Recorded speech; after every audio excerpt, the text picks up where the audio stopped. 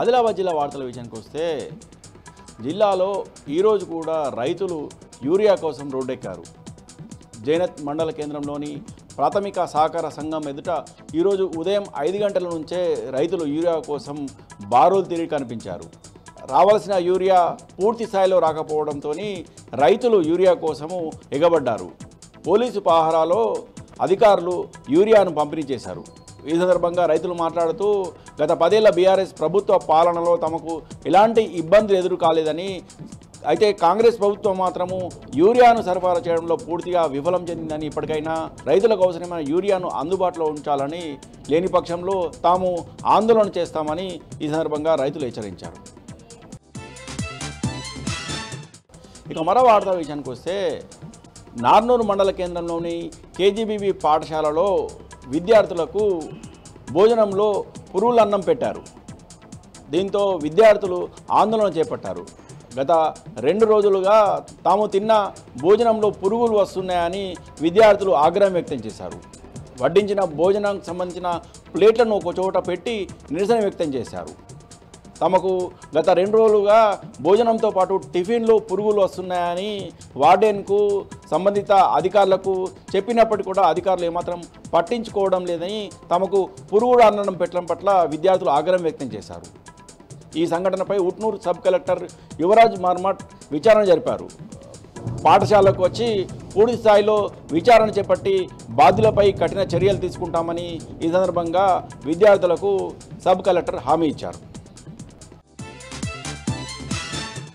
మరో వార్త విషయానికి వస్తే గ్రూప్ 1 ఫలితాలలో జరిగిన అవినీతి అక్రమాలపై కమిషన్ వేసి సమగ్రంగా విచారణ జరపాలని బీఆర్ఎస్వి విద్యార్థి సంఘం డిమాండ్ చేసింది.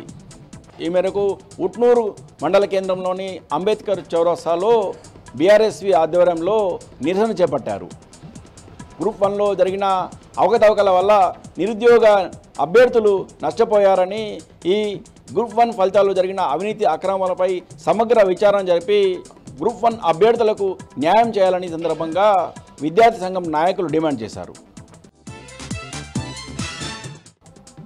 నిర్మల్ జిల్లా వార్తల విషయానికి వస్తే నిర్మల్ జిల్లాలోనూ ఈరోజు యూరియా కోసం రైతులు రోడ్డాకెళ్చిన పరిస్థితి ఏర్పడింది. బైన్సా మండలం కామోల్ గ్రామంలో ఈరోజు ఉదయం 5 గంటల నుంచే యూరియా కోసము రైతులు క్యూ లైన్లో నిలబడ్డారు. గంటల తరబడి యూరియా కోసము క్యూ లైన్లో నిలబడినా తమకు యూరియా మాత్రం దొరకడం లేదని రైతులు ఆగ్రహం వ్యక్తం చేశారు. సరిపడా యూరియా సరఫరా చేయాల్సిన అధికారులు చేతులెత్తేశారని, ప్రభుత్వం సైతం రైతుల పట్ల నిర్లక్ష్యంగా వ్యవహరిస్తుందని రైతులు ఆగ్రహం వ్యక్తం చేశారు. తమకు సకాలంలో యూరియాను పంపిణీ చేయాలని డిమాండ్ చేశారు. మరోవైపు కుంటాల మండల కేంద్రంలోని ప్రాథమిక సహకార సంఘం ఎదుట ఈరోజు రైతులు యూరియా కోసము ఆందోళన చేపట్టారు. గంటల తరబడి క్యూ లైన్లో నిల్చున్నా తమకు యూరియా దొరకకపోవడం పట్ల రైతులు ఆవేదన వ్యక్తం చేశారు. గత 15 రోజులుగా యూరియా కోసం తాము ఎదురు చూస్తే సరిపడా యూరియా సరఫరా చేయలేకుండా ప్రభుత్వము చేతులెత్తేసిందని, దీంతో తాము తీవ్ర ఇబ్బందులు ఎదుర్కొంటున్నామని, ఇప్పటికైనా ప్రభుత్వం వెంటనే స్పందించి సకాలంలో యూరియాను అందుబాటులో ఉంచాలని డిమాండ్ చేశారు. ఇక మరో వార్తా విషయానికి వస్తే బాసర మండలం టాక్లీ శివాలయం ప్రాంగణంలో లయన్స్ క్లబ్ ఆధ్వర్యంలో వరద బాధితులకు 1000 రూపాయల విలువ గల నిత్యావసర వస్తువులను పంపిణీ చేశారు.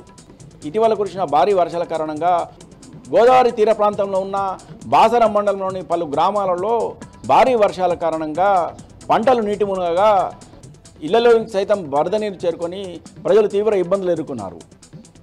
వరద బాధితుల దుస్థితిని తెలుసుకున్న లయన్స్ క్లబ్ ప్రతినిధులు ఈరోజు 1000 రూపాయల విలువ గల నిత్యావసర వస్తువులను వరద బాధితులకు పంపిణీ చేశారు. అయితే నిన్న బాసర మండలంలో పర్యటించిన జిల్లా ఇన్ఛార్జి మంత్రి జూపల్లి కృష్ణారావు ఇలా పర్యటించి అలా వెళ్ళిపోయారే తప్పితే కనీసం తమకు ఎలాంటి సహాయం చేయలేదని, అయితే స్వచ్ఛంద సంస్థ అయిన లయన్స్ క్లబ్ ప్రతినిధులు తాము అడగకున్నప్పటికీ కూడా తమకు సహాయం చేయడం పట్ల బాసర మండలంలోని వరద బాధితులు లయన్స్ క్లబ్ ప్రతినిధులకు కృతజ్ఞతలు తెలిపారు.